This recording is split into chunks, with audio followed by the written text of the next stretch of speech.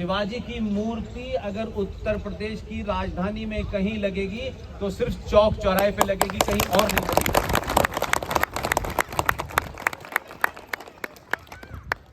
और ये मूर्ति क्या है, ये मूर्तियां लगती क्यों हैं? कुछ लोगों को होता है कि उनके जीते जी उनको कोई नहीं पहचानता, तो शायद मूर्ति के नाम से पहचान ले।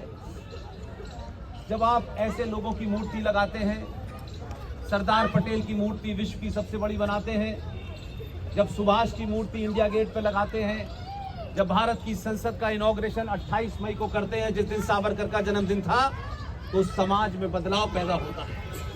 ये मूर्तियां आने वाली नस्लों को प्रेरणा देती हैं कि हमारे पूर्वज वो नहीं थे जो 2 रुपए किलो चावल में बिक गए हो, जिन्होंने समझौता कर लिया हो। हमारे वो पूर्वज थे जो लड़ते लड़ते मारे गए, लेकिन दूसरे की पराधीनता स्वीकार नहीं की। और शिवाजी तो एकमात्र ऐसे योद्धा थे जिन्होंने, आज बहुत लोग जो है नए नए हिंदू बने हैं, आज भले वो ये कहते हो कि भारत को हिंदू राष्ट्र होना चाहिए, शिवाजी ने सबसे पहले हिंदवी स्वराज की बात की स्थापना की थी। उसका मतलब हिंदू राष्ट्र होता है। अगर हम शिवाजी को अपना योद्धा मानते हैं, अपना आइडियल मानते हैं, तो कम से कम जो काम उन्होंने अपने रहते अधूरा छोड़ा, उसको आगे ले जाने की जरूरत है। इसमें पार्टी कौन है, आपकी जाति क्या है, आप किस संगठन में है, ये महत्वपूर्ण नहीं है। दुनिया आपको 80 करोड़ हिंदू की निगाह से देखती है। वो ये नहीं देखती इसमें कितने बनिए हैं, कितने ठाकुर हैं, कितने ब्राह्मण हैं। और फिर हमारे ही लोगों ने अपने स्वार्थों के चलते अंग्रेजों द्वारा जो पर पार्टी डाली, उसी के तहत ये कहा कि ब्राह्मण माँ के पेट से पैदा होता है, ठाकुर ब्राह्मण ठाकुर की माँ से पैदा होता है। भारत का इतिहास पढ़ लीजिए, उस इतिहास में ये बताया जाता है कि भारत अनादि काल से कभी भी जाति प्रधान देश नहीं रहा। भारत अनंत काल से कर्म प्रधान देश रहा है।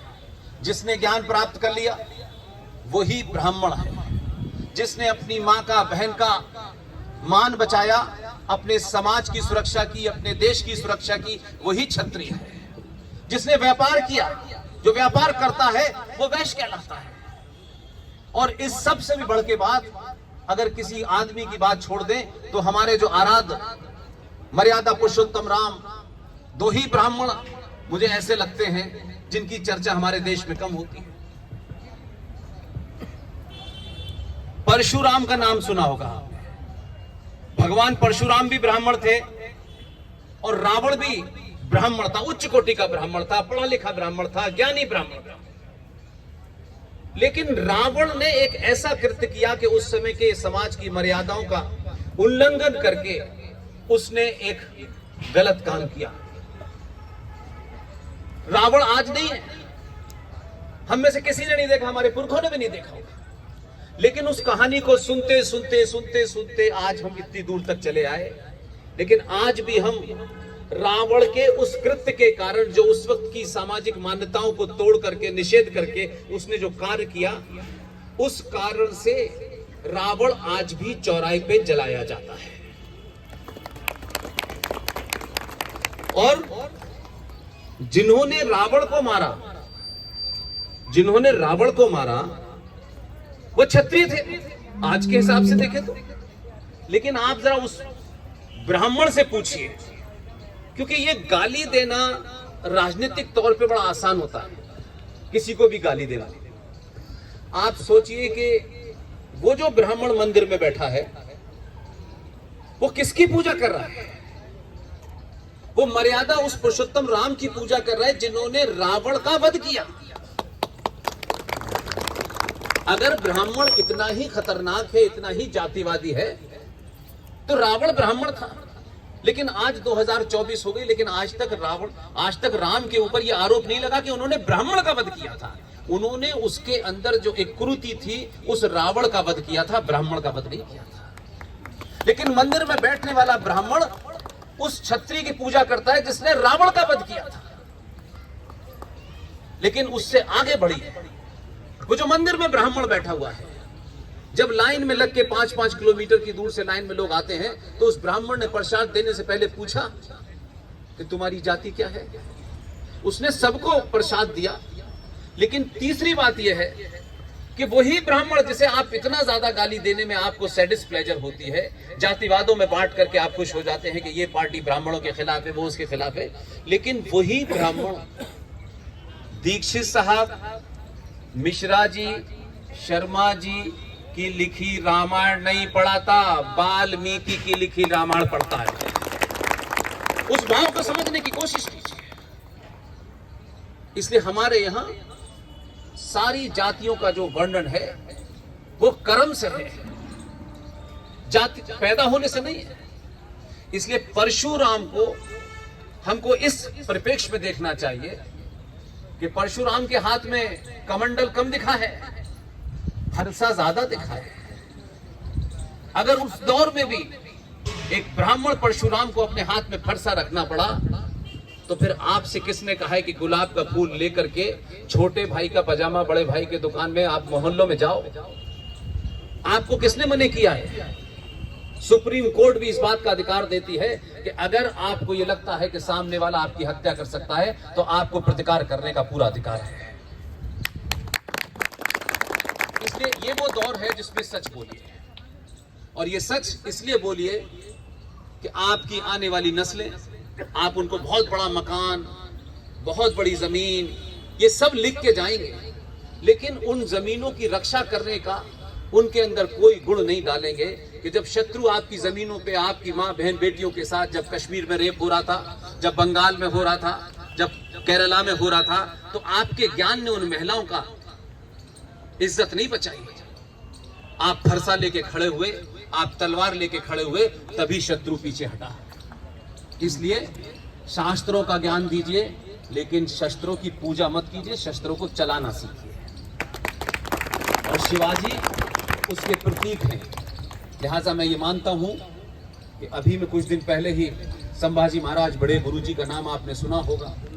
वो महाराष्ट्र में बहुत बड़ा नाम है, हर बार वो मुझे बुलाते हैं। और वो जो राय रायेश्वर जो किला है, जहाँ छत्रपति शिवाजी जी ने हिंदवी स्वराज की कसम खाई थी, अगर छत्रपति शिवाजी में 1% भी आपको विश्वास है, तो ये जो छोटे मोटे लोग आते हैं, उनको लगता है यहाँ प्रोग्राम मत करो क्योंकि उनकी नौकरी चली जाएगी। पिछली बार वो एक मंत्री थे, उनका मंत्री पद चला गया इस चक्कर में कि वो अपना ज्ञान बांट रहे थे कि शिवाजी सेकुलर थे। पता नहीं कौन सी किताब पढ़ी उन्होंने।